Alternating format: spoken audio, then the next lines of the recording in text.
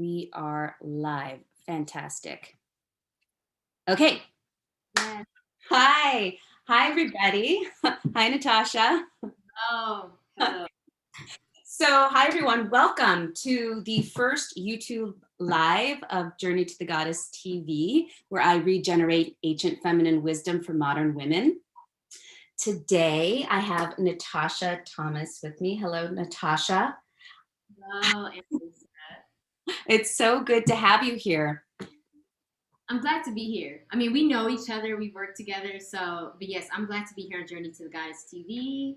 I'm a fan, so it's good to be here. Thank you.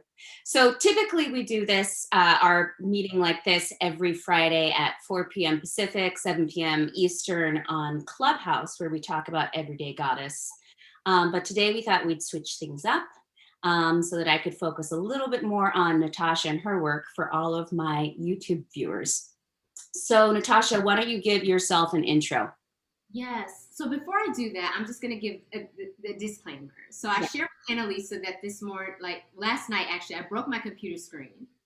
And so I am looking at a monitor right now. And so I cannot look at my screen. If I look at my screen, I can look at you, but I can't see you. So to see Annalisa, I have to look up to my monitor. So you may see me look up and you're like, where's she looking? Like, what? I'm just letting you know if I'm looking up, that's how I'm actually looking at Annalisa because technology is crazy, but we work with it and we make it work. Yeah. So yeah, you see me looking somewhere and you're like, she's not looking at me. This is what it is. But yes, so my name is Natasha Thomas. It is so hard for me to do introductions and bios because like so many other women, it's just so hard to figure out like how do I describe who I am and what I do. It feels so like diffuse and so like in so many realms. I would say that I'm a mother, I'm a lover, I am a friend, I am a supporter, I am a worker, I'm a fighter.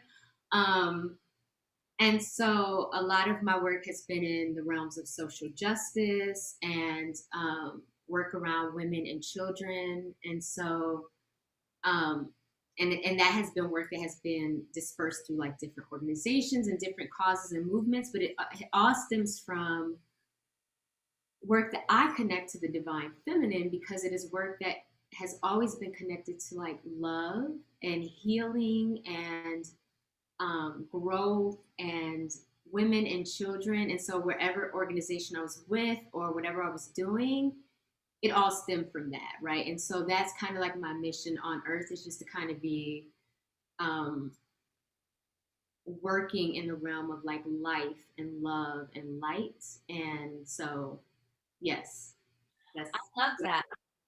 It seems like the goddess is a natural fit then. I mean, obviously the goddess has her, there's the light and the dark elements. They're all there contained within her, but especially like the love and life piece is like so goddess from my perspective. So, okay, so Natasha and I just a little quick how we met. Natasha and I met at a conference called the Seeing Red Conference, which was a Jungian a women-centered Jungian conference, really. And so we were each invited to present our artwork, scholarship, and perspectives on depth psychology. So since then, we've been following each other on social media, and then Natasha invited me to be a co-moderator on Everyday Goddess on Clubhouse. So again, super excited to have you here. So how about let's segue into the goddess and how you first got interested in the goddess, how she came to you. Yeah. So first, before I even knew about the goddess, right, as a concept, I feel like my life has been populated by goddesses. And I say that because my early life, all of the support that I've got, like it's been women. It's been the women in my life who have crowded around me, who have supported me, who have championed me. So that's like my mother, my grandmothers, my aunts. And so I've lived a very matriarchal life. It's been a life that's been very much led by the women in my life. And I would not say that my mother or grandmother would use the term feminist to describe themselves, and yet they were like the ultimate feminist in the sense that from the moment I came into the world, they were like, you can do anything. I mean, I could tell my mom, I wanted to do something that was like so crazy and outlandish, and she never like discouraged that. She was always like, okay, well, if you want to do it, make it happen, right? Like there was never anything out of the realm of possibility with my mother. And so from very early on, women were the like those like strongholds, and they were um and that has continued on, whether it's like women mentors or sisters. And so even before I even became familiar with goddess tradition, it was just this lived experiential experience of women that were like, this is my life source, right? These are the people that I go to when I need to be healed or when I need to be championed or when I like, this is my water. Women are my water. I love um, that. yes, they were my water. And so then I became familiar with the goddess tradition. And then it became even better because what I love, love, love about the goddess tradition is that it makes room for every woman. You can be any kind of woman, and there's room for you in that tradition, right? So there are women who are like, they're more traditionally like girly girl, right? And so they might like resonate with like Aphrodite or Venus or like this kind of, and then there are women who are like more like tomboyish and they're more worse. They might resonate with like Artemis or right, but like it's this idea like no matter what you choose for yourself as a woman, there's a place for you. That you will find a goddess Yes. who is for you. And I love that because I don't think we all need to be or should be the same kind of woman. I celebrate womanhood in its diversity, and I celebrate women who are like me, and I celebrate women who are not like me, right? Because I feel like there's a place for all of us. And so what I love about the goddess tradition is I can't think of a type of womanhood that doesn't have some kind of representation in the goddess tradition. You're gonna find a goddess where you're like, yes, that's me. I am Venus, or I'm Artemis, or I'm Kali, or I'm Yes. Moon, or Yemi. You're gonna find yourself, and I love that because I think that's what womanhood should be. It Right. should be your own brand of it. Yeah. I do. I mean, you know me, I always go back to the Hindu tradition because it just kind of illuminates all of that. Magdalene. And when I look at you, I see Mary Magdalene. So that makes sense. I see it. I'm like, I see that Mary Magdalene Yeah. spirit in her. So this makes sense. But yes, yeah. Oh, I really appreciate that. That means a lot. The Magdalene, she's with me always, but she's with so many of us. And actually, that's what I love about the Magdalene, in my perspective, is that she's kind of an every woman. Like she will appear to women in the kind of form that they need, whatever they're looking to heal or fulfill for themselves. She comes and she shows them the way. And so she's really kind of an archetypal representation of the goddess, the totality of the goddess in that respect for me. um but again, in that Hindu tradition, right, it's like, thousands of years of um all of this beautiful play of the one goddess and the many and all of her thousands of representations and forms. And to me, that's like we're all of these things. We have the potentiality to be any one of these things at any moment, or not things, but personalities, or ways of being in the world. So I love the way that you kind of laid all that out too, and I love the idea of the spark of the goddess inside every woman we meet. Yeah. Um, so so I feel like you kind of, well, let's see. Do you have more to say on what the goddess means to you? Yeah. One of the things that I shared in our Everyday Goddess clubhouse sessions was that I call on different goddesses and different energies based on my life circumstance, right? And so if I'm going through a space where um, I don't know, a lot of empowerment, right? Like I might be going into a meeting where I have to negotiate or right, I have to stand up for myself and show this kind of like, then I because I'm a meditator and I do yoga. So I start my day off with meditation and yoga religiously. But what I would do is in certain spaces, I might call on a certain goddess in my meditation or yoga to help me with whatever challenge I have that day, right? Like I got to go into this meeting and I got to stand up for myself and I got to be assertive. So who am I calling on? Am I calling on Kali? Am I calling on like Artemis? Am I calling on Oya? Like who am I calling on to like make it so that when I step into this space, right, if I start to feel like I'm faltering and I'm weak, then I can like lean on them to push me through, right? Or if I'm in a space where I need to do, because I do like Reiki and I do energy healing with people. So sometimes I'm like, if I need to step in a healing space, I might call on like Isis or like those mothering energies or those. So the goddess for me is not just this like abstract thing out there. I actually try to pull that energy in to like bolster me and like it's like a source I plug into. Like if I'm a lamp, right? I like plug into the wall. Like if I need to do something, I try to plug into the goddesses that I know that have the energy for me that I need for whatever challenge I'm facing. And that has been extremely helpful. It's been empowering. Um, but yes, it's not just this like abstract thing. It is really for me this thing that you can really plug into. And when you plug into the goddess, it's never failed to like not show up for me. It Right. shows up for me every time.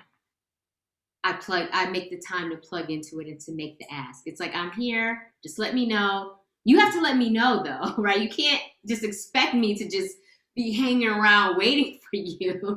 Right. Once you let me know you need me here to help you through this meeting or this Reiki session or this meditation or this healing or whatever, I'm going to be there. Right. Right. Yeah. Exactly. Mm-hmm.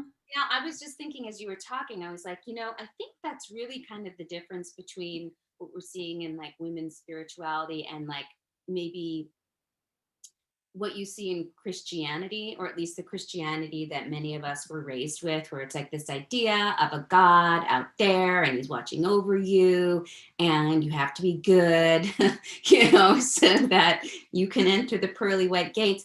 But what I love about what you just described is like, the goddesses are energies that we can embody. They become a part of us. Absolutely. And I'm glad you brought that up because for me, I've been learning this difference between transcendence and immanence. And Yeah. so a lot of the way that we've been taught about spirituality is very patriarchal. It comes from men. And there's this idea of like we transcend the world, right? We leave our bodies and we leave. The whole purpose of spirituality is we leave our reality in our bodies and we transcend it. And immanence is the opposite. Immanence is this idea that like first, if I was put on this earth, I'm here for a reason, right? And it's about really being, it's about embodying and emanating. It's not about leaving my body or leaving my experience. It's about how do I show up as God and Goddess in my body, and how do I, right? It's not about leaving Earth, Right. leaving our body. It's about, and so yes, I think that you're exactly right. Like we have this religious tradition that encourages us to not be present Right. and to embody, and that's feminine energy. Feminine energy is immanence. It's embodied. It's like I don't have to do. I just have to be, right? Like, and then Yeah. when I be, everything will get done, right? So it's a deeper kind of like, but it involves being present. Right. You can't leave.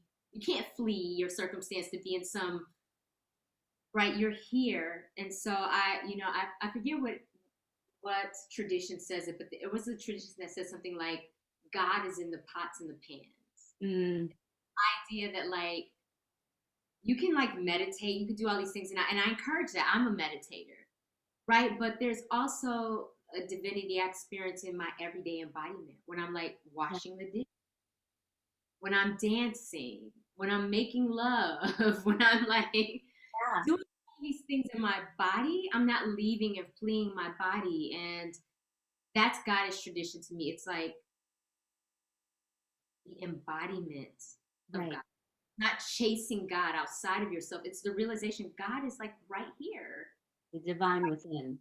in me, and it's in my everyday, and it's in my washing the dishes and kissing my lover and taking care of my kids and scrubbing my floor, and it's in the very everyday experience, I right? Yeah, Yeah. I think that's what makes it both so profound and transgressive, but also so difficult, because that means if the divine is, consciousness, if divine consciousness is literally in everything, that means it's literally in the food we're eating, which once was a live animal or a live plant. It means it's in our adversaries. It's in the people that we, have so many, but even the people we love so much and have problems with. I mean, the divine is always there. And, from my perspective, like, I'm trying to not use the word God, but like source, the source, the one divine consciousness. Um, the whole point of manifestation is for, um, the one source to know itself through all these many different forms. So I think that the only way out is actually in, like, is being totally present, and in, present to the embodiment of the divine spark within, and within everything around us as well. Hard. And that is so hard because it's so easy. I spent a huge part of my life trying to escape my life, right? Like I had certain experiences in my childhood where traumatic experiences where I felt like it's not safe to be in my body, right? Like it's not safe to be here. And so I escaped. I like led to my head, and I was an avid reader.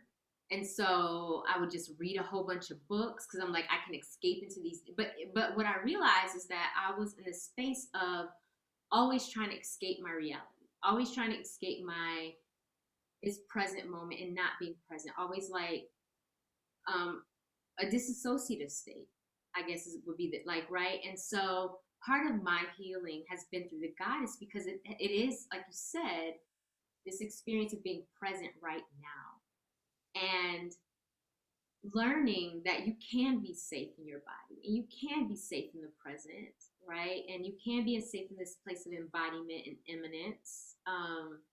But that has been a learned experience because I was so heady and so like, let me just escape everything around me by like diving into this book or this thought or this like, and not, and it was interesting because I've had partners in my life who are, and this is a blessing because I think you bring partners into your life that are there to help you realize, but there would be partners who would kind of like point out just how much I was neglecting my own body.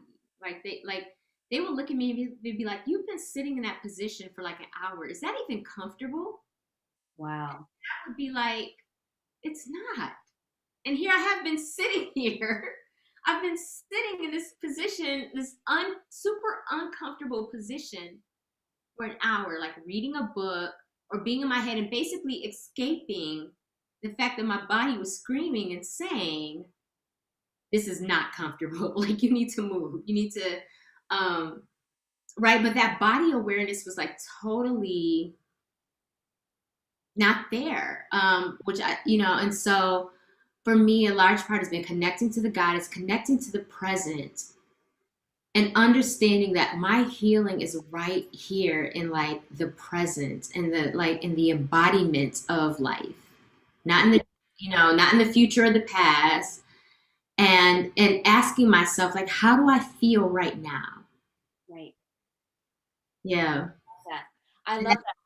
yeah. So That's energy for me. It's like, what am I feeling and what does it mean? You know? Yeah. Yeah, that's a good question, actually. Uh, Not only getting in touch with what you're actually feeling, but then getting in touch with what that feeling's actually trying to communicate to you. And I talked about this with another friend on one of my episodes. Uh-oh. Uh-oh, everybody. It's just me. Natasha has left the building. So I'm going to wait for her to get back on the live. And I'm going to talk to you for a minute about not what I was just going to say. This is funny and completely unexpected. So I'm going to take a moment to see what's happening here on the live feed, which I think it's actually live. It's showing me it's live. That's good. Excellent. So let's hope she's going to come back here in a minute. Anyway, so I want to thank everybody again for being here. We have a few more questions coming up for Natasha when she comes back. And if something happens and she doesn't come back, then this will be a to be continued episode, which we'll just give this another minute. And so I guess I'll give this an opportunity too to tell everybody to subscribe to my channel. Every subscription is helpful for me. Comment and like the videos. And if you comment, I really do sincerely try to respond to comments as much as I can. I'm a little busy right now because I'm at the end stages of completing my dissertation, so I'm not responding too much right now. But in general, I do like to respond. If you want to support this channel, you can always leave a donation. I will leave the link to that at the bottom of this video. You can donate on PayPal, or you can become a member on Patreon. Journey to the Goddess TV on Patreon. And there are membership bonuses included with that, like behind the scenes footage and cool little goddess goodies, depending on your tier level. And then also I want to remind you that we do the Everyday Goddess every Friday at 4 p.m. Pacific and 7 p.m. Eastern. And I'm just going to give it one more minute. And if she doesn't pop back on, then I'm going to end the session, I think. So, not sure. Okay, she's signing back in. So also feel free to ask questions. I have the live feed here. I'm not sure if anybody's actually on it. This is the first one. If you want to know how to join our goddess room every Friday, feel free to leave a comment, or you can message me. You can go to my website and message me. I'm not sure why Natasha can't sign back in, which is really a bummer. Oh, here she is. Okay. Let's see. She's coming back on. Okay, Natasha. I'm sorry, everybody. We have had so many technical difficulties today. I think we're really, really in the shadow of Mercury retrograde. So thank you for bearing with us on this first YouTube live. Waiting. Okay. There you are. Hi. I'm so sorry you got booted off. I don't know what happened. That's technology. I don't know. You were talking and just like went off. I know. I was like, oh, she's gone. Anyway, well, I just took a minute to kind of give people the, subscribe to the channel and like this video and leave us comments. And talked a little bit about Mercury retrograde for a second.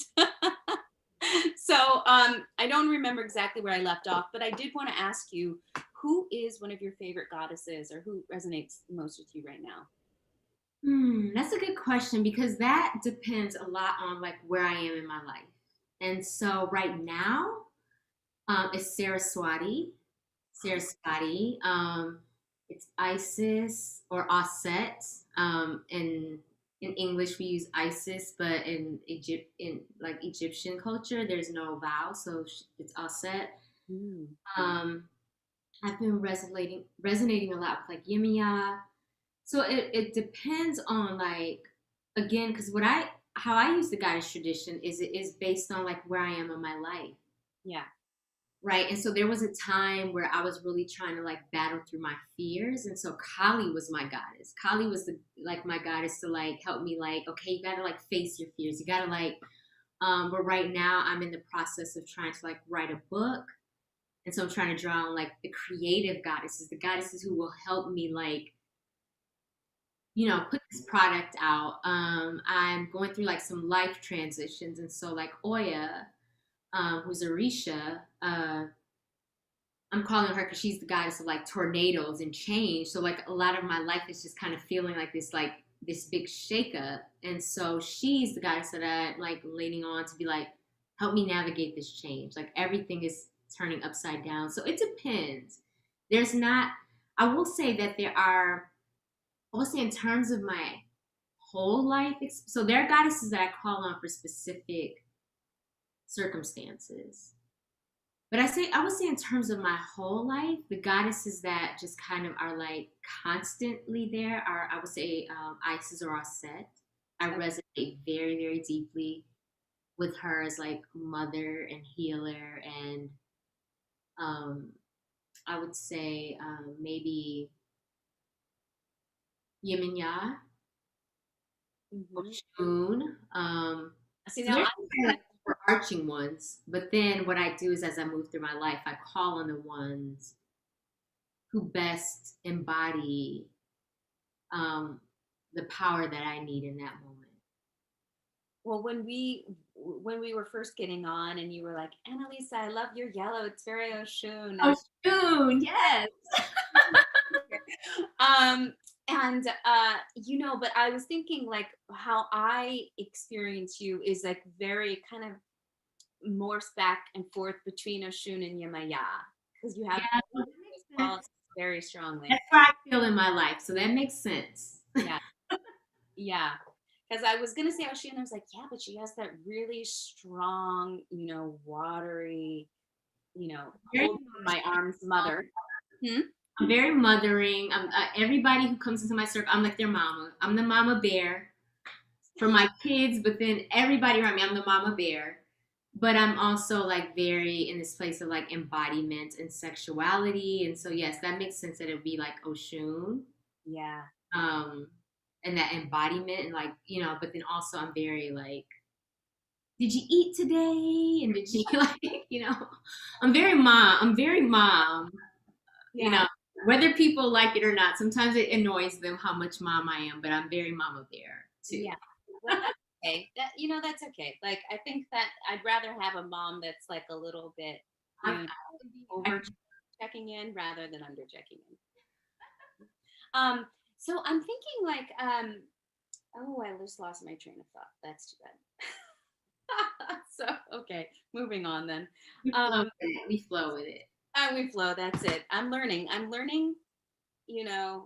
in these things to have a little bit more flow rather than structure, right? And goddess, in my cosmology, goddess is flow, the masculine is structure. So you need both. You need the feminine and the masculine. So I'm trusting the goddess flow. And that can be challenging because I just want to say this, like, so for me, like I've spent a lot of time like that masculine energy. And one of the things that I've been very beating myself up about is that like I would want this very regimented like spirituality schedule. Like I meditate every day, I do yoga every day. And if I didn't do that, or I like be mad at myself, right? And so the balance that I've struck with that is that I do have a daily routine. And so I used to be like, okay, I'm going to get up at 5 a.m. and I'm going to meditate at 5 a.m. and then I'm going to do my yoga. And then I'm going to like have my, like I have this very like, I got to do all these things. And if I don't do all these things, I failed. I have failed myself in my spiritual practice because I failed to like do my meditation at 5:30 and so the balance that I've struck within myself is that this between this masculine and feminine and this structure and flow is that I'm going to try to do all the things that I want to do in a day. But I'm going to give myself the flexibility about when I do them, right? And that's been my, right? Like, so I might not get up at 5. I might get up at 8. But what I will say is that when I get up at 8, I'm gonna meditate, right? And I'm gonna get through my checklist. And so that's the kind of like the structure. The structure is every day I do the things that I do for my spiritual practice. The Right. flexibility is that I might do those at different times every day. I might do my meditation at 10 a.m. I might do it at 2 a.m. whenever I get to it. Yeah. And that's been my balance. I love that. And I was thinking as you were saying that, you know, this concept of like church or the building, right? The temple building where, that houses the god or the gods. Like, so typically, like, when we go unconscious about our spirituality, it's like, okay, I go to church every Sunday and that's but it's like God's not, I don't think God's really in a building more than God or goddesses or anywhere else, right? Goddess is here in the present moment, in the breath you're breathing. So it's great if you go to that place and do your spiritual connection, but it's kind of like, again, like, you know, the divine spark is with you no matter when you do those activities, or even if you don't get your meditation for that day. It's like just remembering to come back to the presence is the practice. Yes. And that's my thing. Like so much of how we're taught to exist is about doing. And doing is one thing. I'm not I think doing there like there's a beauty in doing. But what we miss is that like being is the deeper part of it. And when you decide to be something, the doing will get done. Right? The doing, like that's right. You can like run around trying to do 20 million different things, right? But when you decide I'm going to be something and I'm going to give it flexibility and I'm going to decide that I am this and let it show up how it shows up, whether it's like I meditate at 10 a.m. today or 2 a.m. today, or I miss my meditation today. Like either way, I've decided that this is who I am and this is what I'm being. And it's when I've shifted from this idea of I have to do so many things to this idea of I just have to be one or like this one thing, Yeah. all of those other doing things get done. Yes. Done.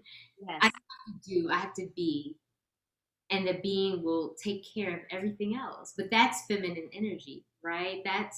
Yeah. And that requires a deep trust.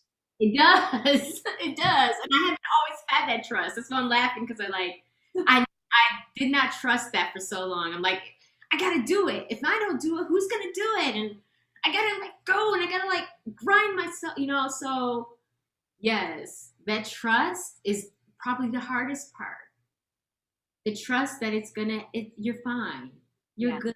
You're already where you need to be. Mhm.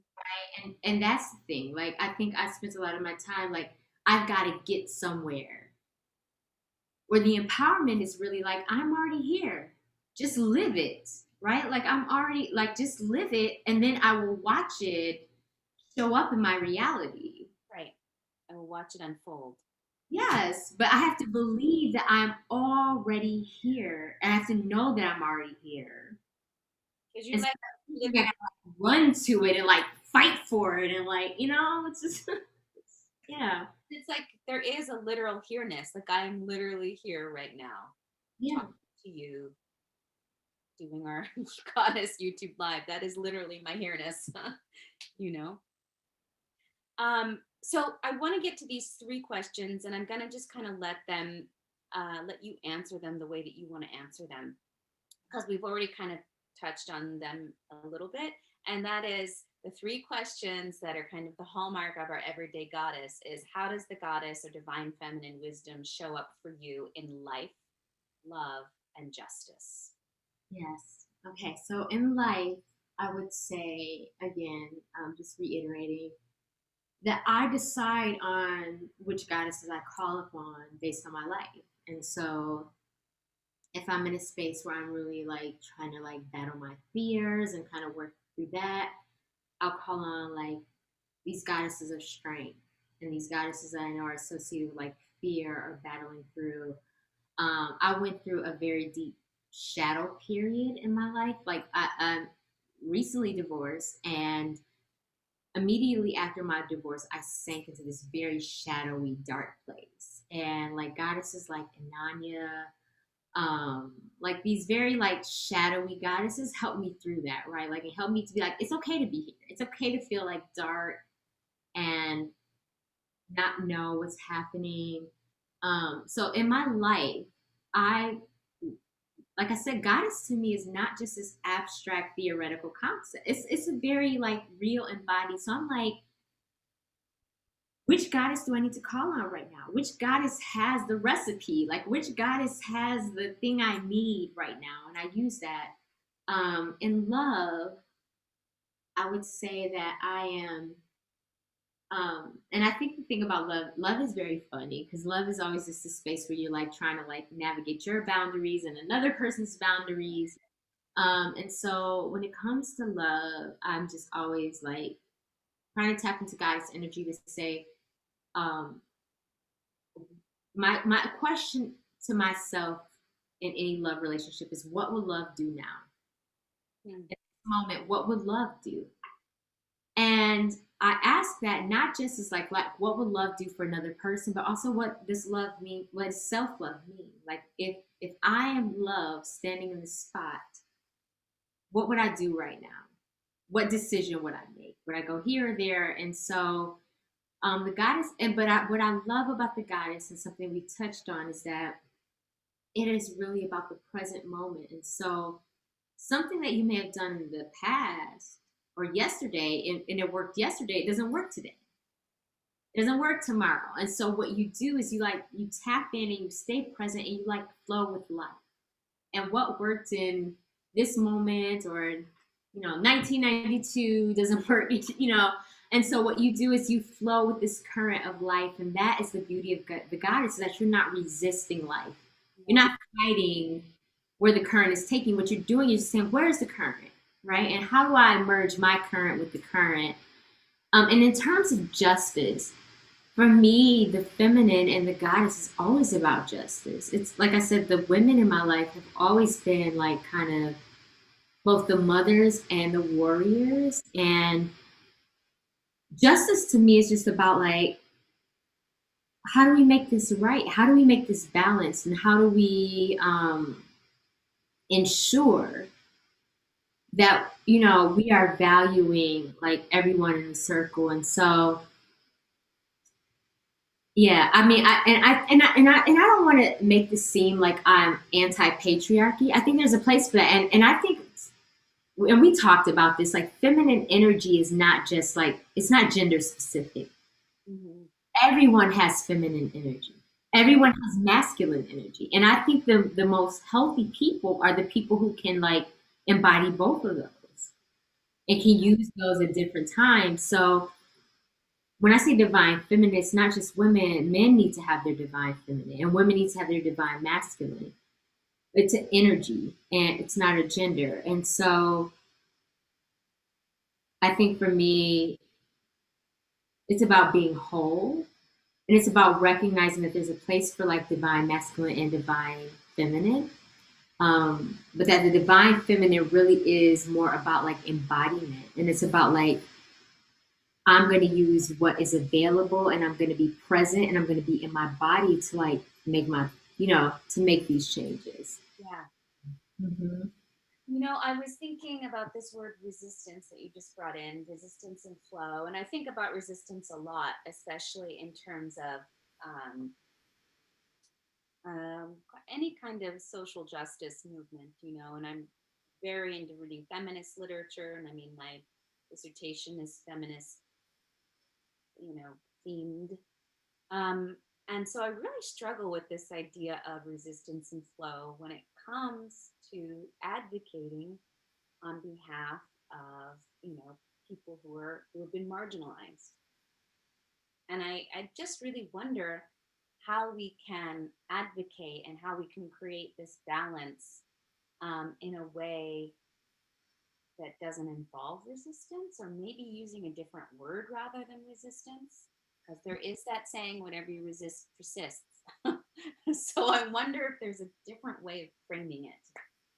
Yeah, and that is a question. It's a question I've had for myself too, right? Like how much in me fighting something only like gives it more power, right? Like so I've had that question. And in those moments I tap into those more of like those warrior goddesses, those goddesses who are like, so this is my thing. I think that like, so there's this kind of like this bigger reality, like we are connected, we are all one, and there are no differences, and we are all the same. That's the bigger like metaphysic, the meta reality. But when we talk about embodiment and being here on this earth and this existence, the truth is, right, like we've set up these structures and we've set up these like constructs, and so we have created these differences between genders and these differences between races. And so for me, spiritually, it's about holding both of those truths. Yeah. At the end of the day, I recognize there are no races, Yeah. no genders. Like in the meta conversation, none of that exists. However, I'm also in this very 3D reality, and that's the goddess, and that's the eminence, and that's like being present here. Yes, I can transcend that and be like, none of that matters. No, race doesn't matter. Gender, and live up in this place that's not really reflective of the reality. But the truth is, I'm embodied in this place where we have made these structures around race and gender and class and orientation. And so my job for me is to like recognize that, and to again always be in service to the lights, right? And to always be in service of like, how can my work be the work that promotes the most inclusiveness, Hmm. the most love, the work that welcomes most people, right? And so on a very deep metaphysical recognition, I recognize there are no divisions. Yeah. I recognize that as I'm sitting here talking to you, you are me and I am you. Like I recognize that at the deepest level, but I also understand we incarnated into this space where we've made that difference, and so now how do we navigate that here? How do we exist in those two realms? Right. And right now in this realm, my thing is like, how do I make the person that I'm with or the people that I'm working with know that they're included, that they're loved and they're valued? Does that mean signing a petition? Does that mean marching for Palestinians? Does that mean showing up for my disabled friends who need me as an able bodied ally to show up for them? Does that mean, you know what I mean? Like, Yeah. I have to do work. I can't just live it. And that's kind of been my beef with some of like the spiritual community, has been this, again, this transcendence idea of like, yes, I can see a person right outside my door dying, but I'm going to be in here. I'm going to be like meditation and prayers and thoughts, and not feel a need to actually do something. And that to me is the goddess. The goddess is embodied. It's like I am here and I'm present, and what needs to happen, and how can I make sure that we are all feeling. And taking care of each other. Yes, yeah, I yeah, think it really circles back to what we started with when you were talking about the goddess's love and life. She's, I mean, the goddess in her totality, especially if we look at like the earth's rhythms or any other kind of cosmic rhythm of birth, sustenance, decay, death, rebirth. I mean, those are, right? Those are natural laws, if you want to call them. Those are rhythms that we see all throughout nature. So, you know, life is also dependent on death and vice versa. So that's not something to, forget or to ignore. And, um, I guess what I'm trying to say too is that death is loving too. That death and dying is loving and can be nurturing. And as a mother, I'm sure it's like your kid is doing something that's going to hurt them, and you might like yell at them and stop and grab them, and it might seem like to the outside that it's not loving, but it's really like the gesture of that behind that is loving and protective. yeah, yes, yep, absolutely. I like this conversation. I think we should continue on having that in other iterations later because this is probably like what our culture needs the most to be talking about right now, because we're not even just the culture, the world, because we're completely split open. We have access to news 24 hours a day, 7 days a week. We see what's happening all, so we're completely, I feel, overwhelmed by the massive amount of suffering in the world. And I really believe that, that we're not meant to experience all the suffering all the time, because we'd be like a puddle on the floor, I'd never get up. Yeah. So there is definitely that give and take, where it's like, you know, I wonder, there's this saying by well, that's attributed to a Taoist. I don't know if it's actually true or not, but the idea that healing starts within. If you want to heal all of the world, then start with yourself.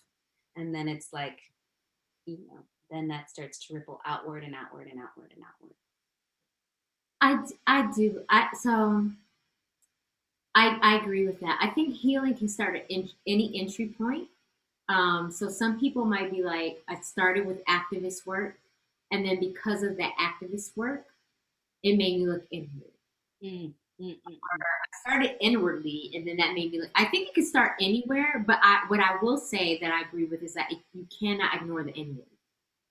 Right, like wherever you start, at some point you're gonna have to deal. Because I know like these activists who do this work in the world, but they're unhealed in themselves, and they are harmful in their personal interactions and in their families and in their like one-to-ones. So I feel like wherever you start, right? Like wherever, if you start and like I was meditating and I got this epiphany that I needed to do this, or you were like, I was out at this like protest and that made me think about my own trauma. Wherever your entry point is, yeah. at some point it has to be in your inner world. If it doesn't ever get to your inner world, that's where the problem is. So I won't say that I think you have to start in your inner world, but you have to go there, because I do believe like what you experience and what you put out is a reflection of you. And you can be the greatest activist doing all this, trying to be the greatest activist in the world doing all this work, but if you have unhealed trauma and all of this inner work that you haven't done, it comes out like who you are on the inside. Like you can't fake energy. Right. You can talk and you can try, but you cannot fake who you are. At the end of the day, who you are, it's a radiance, it's an eminence, it's like and so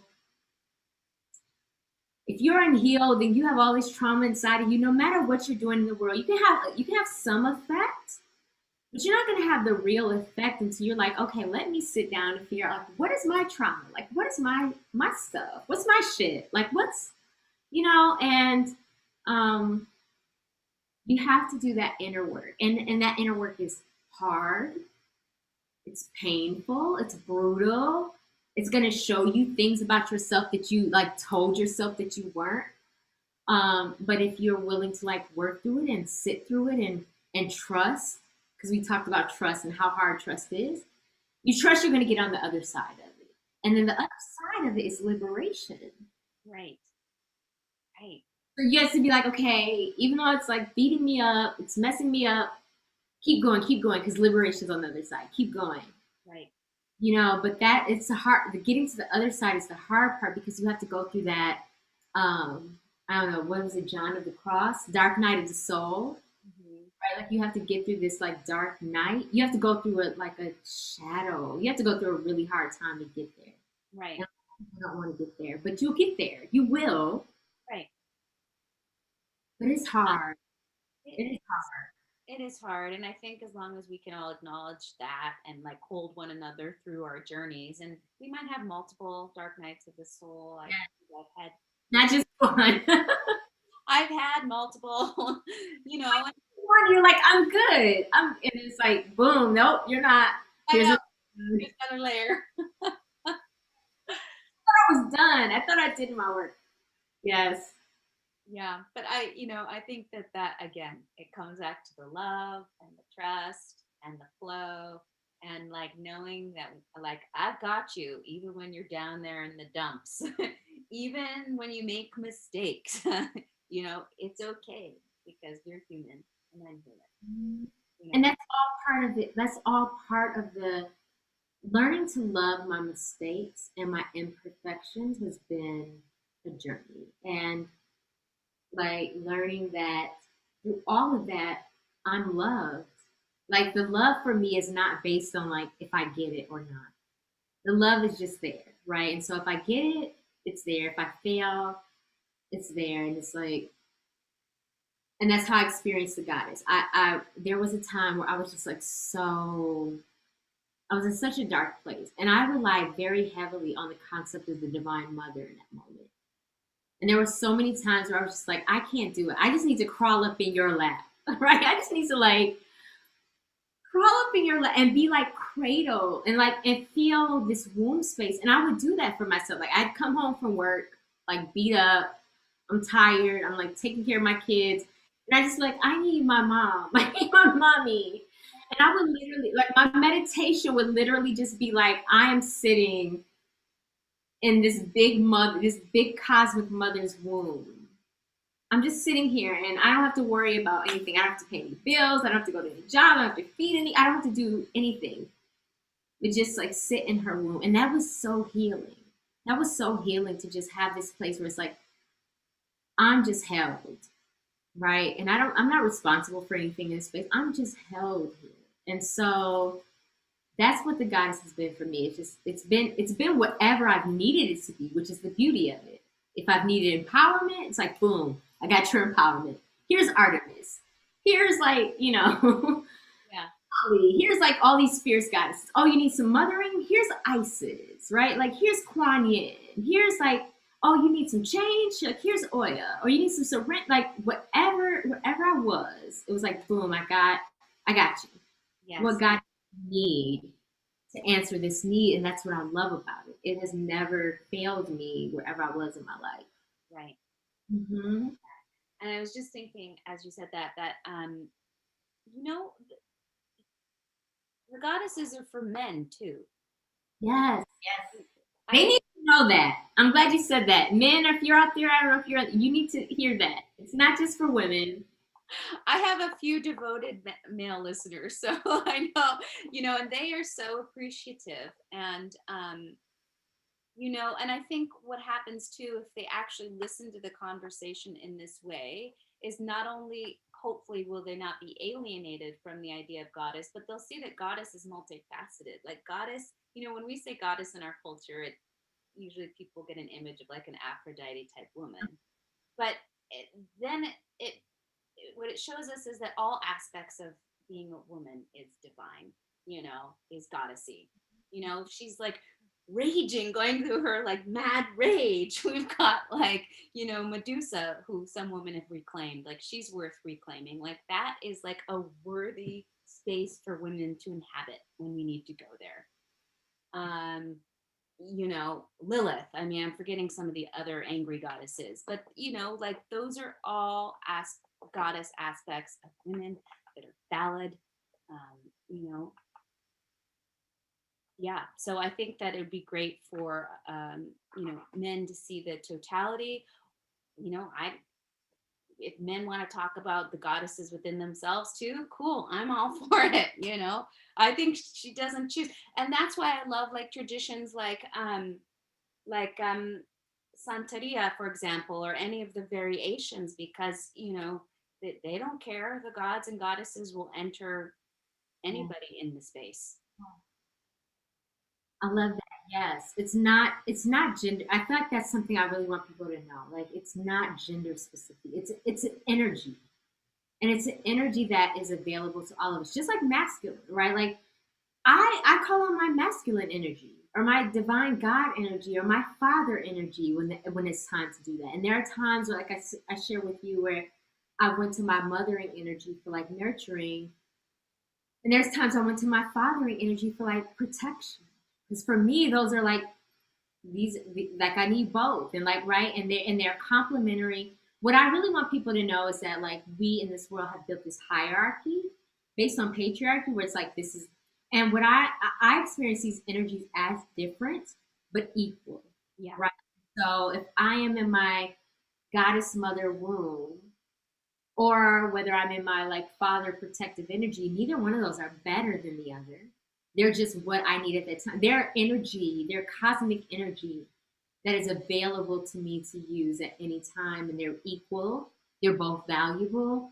And so, anytime I talk about divine energy, I always want to stress that it's not, um, an issue with divine masculine, or it's this idea that like both of them are needed to integrate the whole. And the more that I've integrated all of those aspects of myself, the healthier and the more healed I have felt. So, Right. our agreement, like it's not a male or female thing or woman or man thing. It's an energy thing and about how we can tap into our receptive or like more aggressive or protective or nurturing energies to like give us what we need. But we need all of that. We do. We cannot navigate life without all of that whole integrated reality. Exactly. We all heal when we when each of us integrates those. Absolutely. Well, let me just look at the okay, I think it's probably time to wow, it's exactly time. Yeah. Let, let's start to wrap up. So I want to ask you, first of all, if you want to say anything about the book that you're working on. It might be early, but It is. And I'm still like the title changes, but the book it's a combination of like, so I have an agent, and me and my agent have been trying to figure out like what genre does this book fit in? Because one of the things about working in the literary world is you have to have a genre, right? Like it has to be like, is it self help? Is it spirituality? Is it like business? So right now it is a self care book. It is a self help book, but it's also a spirituality book. It's a book about spirituality, but it's also a book about social activism. So it's like self care, healthcare, social justice, and spirituality. And so it's a culmination of all of my work that I've done. And Annalise and I've talked because we're both Geminis. We both have birthdays coming up. that's right. This week, next week. The next week. So my birthday's coming up. So it's just the book is a culmination of just my life's work personally, the things I've experienced personally, but also professionally. But it's meant to be a book about spirituality, about how we show up in the spiritual world. But then again, like I said before, I don't think you can be a spiritual person without a dedication to showing up for social justice and vice versa. So it's like a combination of activism and ascendance and transcendence, and Yeah. we'll work it out. Like I will have a better description of it as it goes along. But I totally get it. I totally get it. And I can't think of a better person to write this book than you. thank Perfect. Yeah. So also, are there any last words of wisdom or advice that you'd like to leave people? I guess you touched on it earlier. Like we're living right now, we're like inundated with like so much like information and news, and this feeling like this 24-hour news cycle. I don't think is healthy. I don't think it's healthy to always be like you have to know, and then and on top of that, it's not only a 24-hour cycle, but we have this news structure that's about like I'm going to tell you everything that's bad going on. So basically, for 24 hours a day, you are like let me just tell you everything that's horrible for 24 hours a day. And I used to feel like, okay, I'm an activist, so I have to stay on top of it. I have to know the news, so I got to watch news. And I got like so burnt out and so depressed and so anxious and just really not even functional. There was a point where I had to be hospitalized. Wow. It was just like so like because I was so overwhelmed and feeling like I had to always be on. And so I would say this. Yes, we have a responsibility to be informed and to know what's going on. But I'm of the belief, and we talked about it earlier, that the healthier you are, the better you are for everyone around you, right? Like you might feel like I gotta give everything, but no, I don't believe that. I believe the more that you're like, I gotta preserve my peace of mind, my physical health, and that might mean like turning off the news. It might mean like not paying attention to this for a moment. So I guess my thing for everyone is to be like, the healthier you are, we've been taught like love means giving out to everything. It doesn't mean that. What happens is you're burned out, and the people you're trying to help are not really helped because you're not. The more your light is fostered, and the more you're like, the more it helps other people. So that would be my thing. Like the more you can do for yourself, the more you can be authentic in yourself, the more you can rest and love yourself, it will benefit. And it may feel selfish to be like, I'm going to turn off the news. I'm not going to answer the phone. I'm not going to be available for everybody. I'm going to go in my room and I'm going to like drink my wine. I'm going to like read my books and I'm not going to, it may feel selfish, but I promise you, when you come out that room and you interact with any other person, they're going to feel and benefit from the time you took to love yourself. Yeah. You know what I mean? Like it actually, it's an exponential effect. So love yourself, take care of yourself, whatever that is, even if people don't agree with it. They're like, you're supposed to be out here no, I'm supposed to be here taking a nap, drinking some wine, reading my book, and I'll get back to you when I can. And when I get back to you, it's going to be so powerful. So, yeah. That's right, because life is meant to be enjoyed too. It's not meant to be, painful. And it's about your light. It's about the light that you shine out. And if your light is dimmed and your light is tired and fatigued, you cannot be effective. And so you have to be like, you know what? I'm going to do whatever I need to do for my light. And I know we're over time, but this is the example I give. So I'm a mom, and I'm a working mom, and working moms have a lot of guilt because like working moms still come from this era of like, I should be at home taking care of my kids. And so when I'm working, I feel guilty. And so as a working mom, I used to come home from work, and the minute I came in the door, my kids would be like, mom, mom, mom. And I would feel responsible for like showing up because I'd be like, I've spent 9 to 5 at this place. So now that I'm here, I have to be present for them, and I have to like answer every call. But I was short with them. I was tired. I was like, and so I realized like I have to tell my kids when I come home, I need like a good 30 to 60 minutes just for myself. And I promise you, if you give me that time, I'd be such a great mom to you. Just give me a minute to like get in here, go in my room, take off my shoes, sit here, take off my day.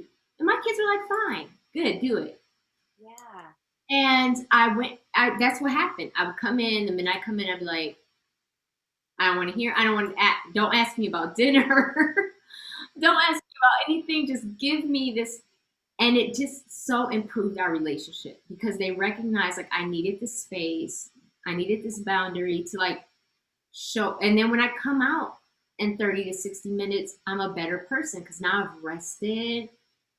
I've taken off my shoes. I've taken off the stress of the day. I've put on my moo right? I'm good now. Like I'm ready to be in a comfortable, radiant space for you because I've taken care of myself first. You know what I mean? And that's such a simple but obviously powerful step that you can take. You have to say your boundaries. You have to say what I need.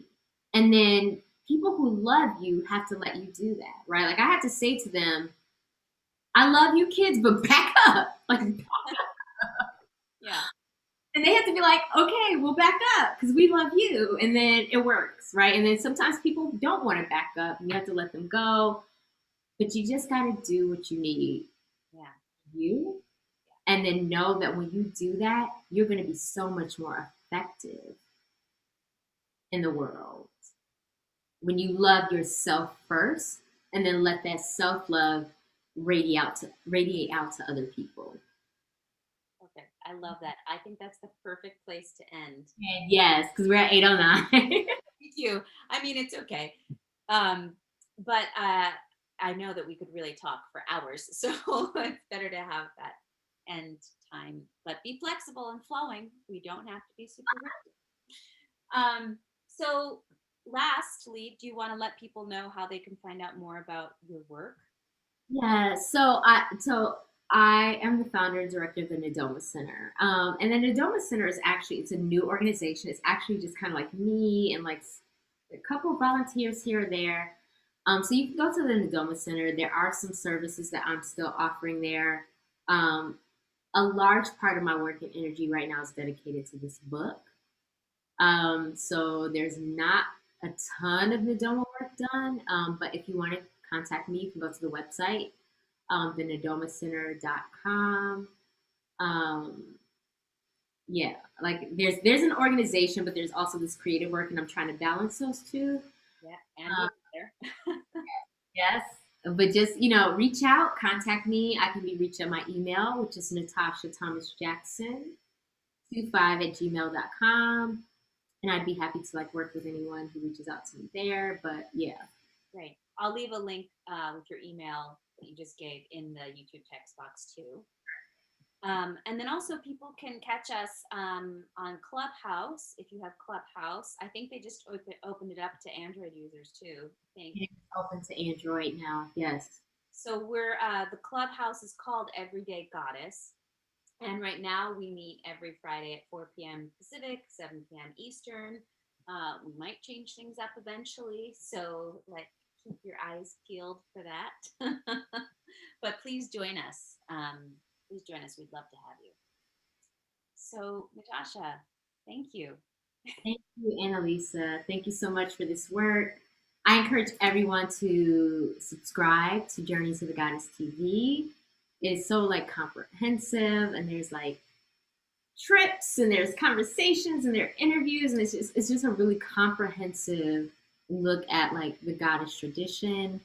So if you're not subscribed, please do so. You won't be disappointed. And yes, look for Everyday Goddess. We're trying to figure out the best platform for it, whether it's Clubhouse or YouTube or whatever. But feel free to contact us and let us know which platform works best for you. Right. Thank you, Lisa, for this and the work you do and who you are. I'm just, thank you so much. You too. Oh my goodness. Thank you. And leave us a comment here. We can chat with you here on YouTube as well. And happy birthday, Natasha. When is your, so mine's the 25th. When is yours? The 30th. 30th. Okay. So, and we're both the week of freedom, I think. It is the week of freedom. Yeah. It is. We need to talk about that because I didn't know you knew that. But yes, the week of freedom. That's a. I know. I know. I saw you posted something about that once and it totally changed my life. And I was like, oh, I understand myself better now. Yeah. This is a week of people that love liberation, individual or collective. We love people being free, being free. Oh, yes. Okay. Okay. So thank you again. I'm going to sign off. Until next time, everybody. Ciao for now. Thank you.